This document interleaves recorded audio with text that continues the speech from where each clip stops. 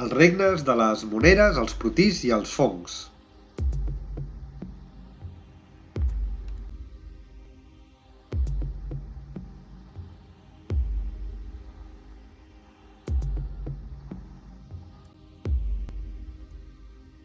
La nomenclatura científica.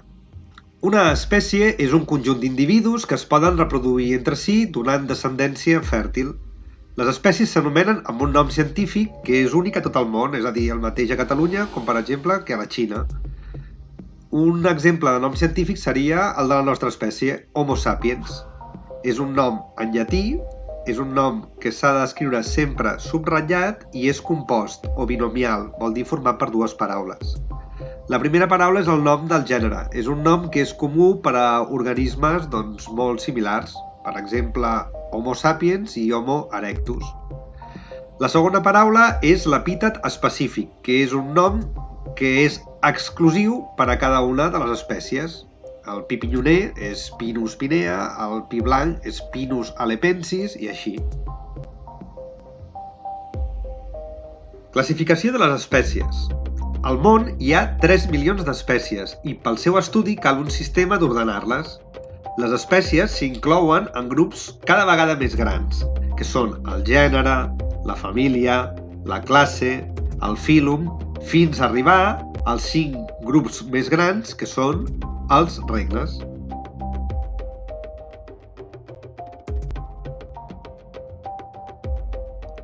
Els 5 regnes. Recordem que els 5 regnes són el de les moneres, el dels protists, el dels fongs, el de les plantes i el dels animals. Els 5 regnes contenen éssers vius que compleixen amb les característiques de la vida. Es nodreixen, es relacionen, es reprodueixen i tenen cèl·lules. Una de les característiques que podem utilitzar per distingir o per saber si una espècie pertany a un regne o a un altre és com són les seves cèl·lules.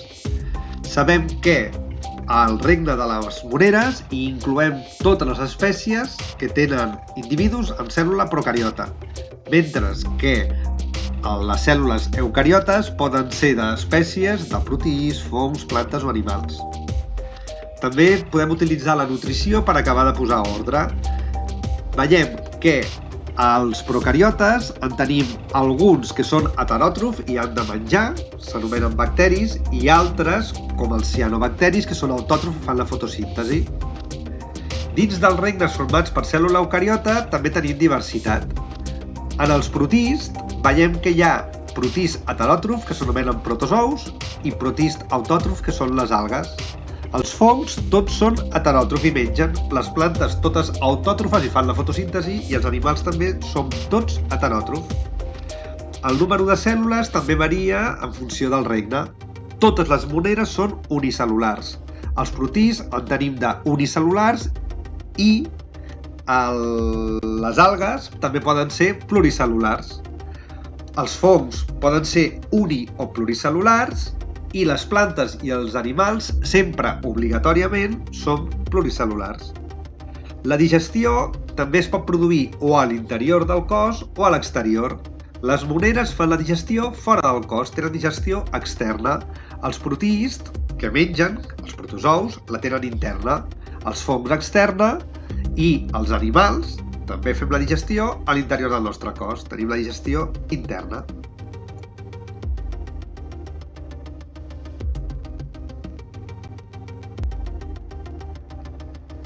Els virus.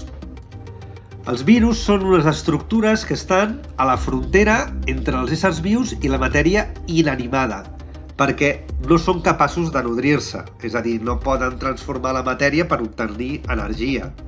Són molt més petits i molt més simples que qualsevol cèl·lula i no es poden reproduir mai sense l'ajuda o sense poder entrar i destruir una cèl·lula. Els virus estan formats per un embolcall, que és una capa protectora, i a l'interior d'aquest embolcall hi trobem el material genètic. Són molt més petits que qualsevol cèl·lula. Fan milionèsimes de mil·límetre i no es poden veure amb el microscopi òptic, tot i que les fotografies de l'esquerra són reals i estan obtingudes amb un tipus de microscopi que pot donar fins a 1 milió d'augments, que es diu el microscopi electrònic.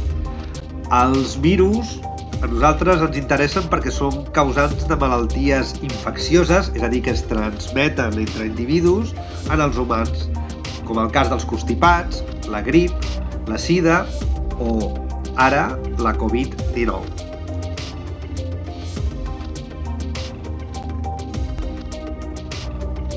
Regne de les moneres. Les moneres tenen totes en comú que estan formades per una única cèl·lula de tipus procariota.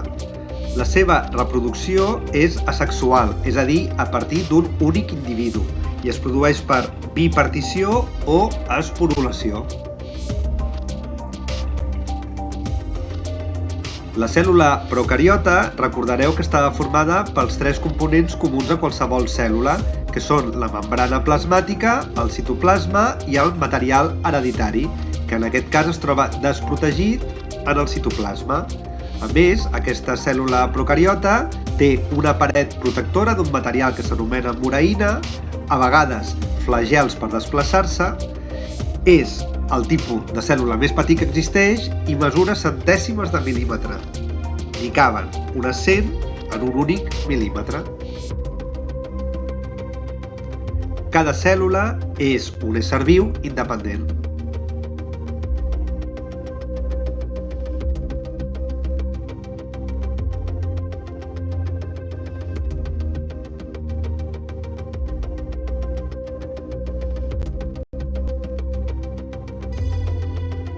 La reproducció al regne de les moneres consisteix en la duplicació de la cèl·lula.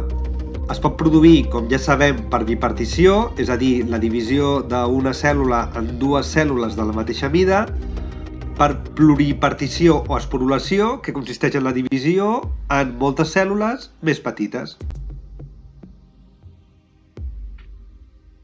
Les moneres s'agrupen segons la nutrició en heteròtrofes, el que anomenem els bacteris, que aquests són aquests que tenen la digestió externa, digereixen fora de la cèl·lula, absorbeixen els nutrients i els respiren. Es poden subdividir en espècies sapròfites que s'alimenten de matèria orgànica en descomposició, és a dir, mengen la fullaraca, excrements, cadàvers. També tenim espècies paràsites que s'alimenten de les substàncies produïdes per un altre ésser viu, com per exemple la sang o la pell. El perjudiquen, però en principi no el maten. I tenim les espècies que són simbionts, que s'associen amb altres organismes per alimentar-se. El benefici obtingut és mutu per les dues espècies implicades. També hi ha les moneres autòtrofes, que són les anomenades o els anomenats cianobacteris. Aquests fotosintetitzen per fer nutrients orgànics, sucre i també l'oxigen, i combinen aquests dos elements, els nutrients orgànics i l'oxigen, respirant-los per obtenir l'energia.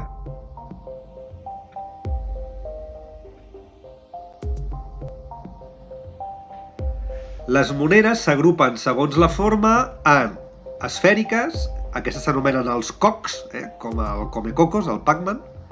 Tenim també les moneres allargades, que anomenem bacils, i les corbades, que s'anomenen espirils, si fan com si fos una escala de cargol, o vibrions, si tenen forma de coma. Les moneres s'agrupen segons la relació amb l'ésser humà en beneficioses. Aquestes, per exemple, serien les que produeixen aliments com el iogurt. També tenim altres que ens ajuden a netejar les aigües de les depuradores. I molt important, les que formen part de la nostra flora intestinal i des de dins del nostre cos fabriquen vitamines, fan la guerra amb les moneres paràsites.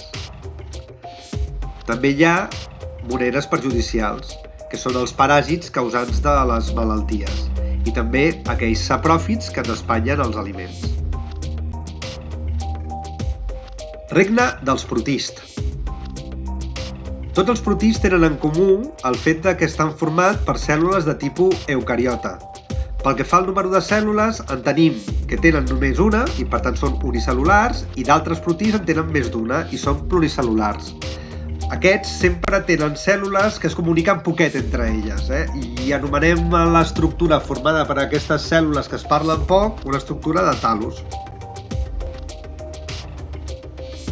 La reproducció dels protists pot ser asexual a partir d'un únic individu o el que en les moneres, ja sigui per bipartició o per esporulació, o també pot ser sexual a partir de dos individus diferents. Dins del regne dels protists distingim els heteròtrof o protozous i els autòtrof o algues.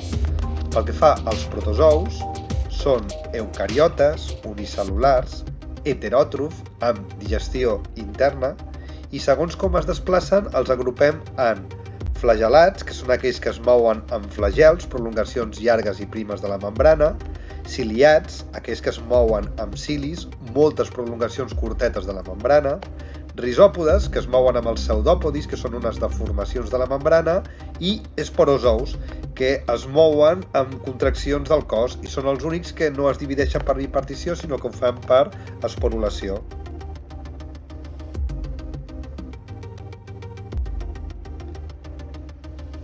Les algues són aquells protists que, a part de ser eucariotes, són autòtrof. S'agrupen segons el nombre de cèl·lules en algues unicel·lulars i dins d'aquest grup tenim les flagel·lades, com l'euglena, i també les algues grogues o diatomees. També hi ha algues pluricel·lulars formades per més d'una cèl·lula eucariota. Aquestes són les algues verdes, com la ulvalactuca, les brunes, com el sargassum, o les vermelles, com la coralina. Regne dels fongs. Els fongs tenen tots en comú el fet que la seva cèl·lula és eucariota. És una cèl·lula amb paret, com la de les plantes, però el material que forma la paret és diferent, és la quitina. La nutrició dels fongs és sempre heteròtrofa i la digestió externa.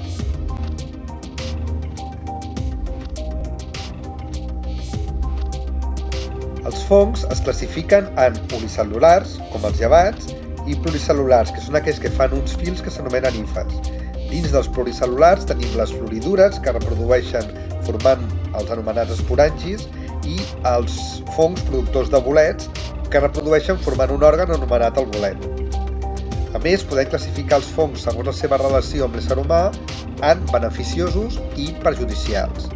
Tenim un llevat beneficiós, el Saccharomyces cerevisiae, que és el que ens ajuda a obtenir el pa a partir de la massa, és el que fa pujar la massa per fer el pa, i també tenim llevats perjudicials com la càndida, que s'alimenta de les cèl·lules de la nostra pell, donant-nos quadres de malaltia com el que es veu a la imatge.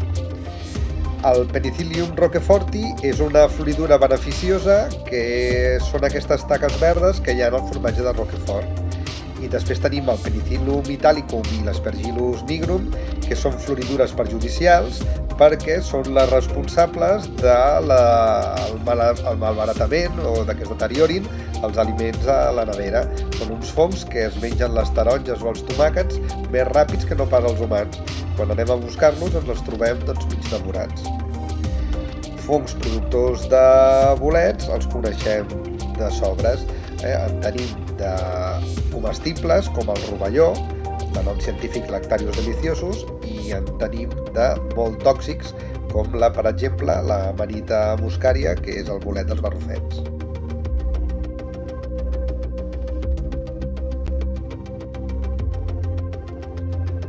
Els líquens.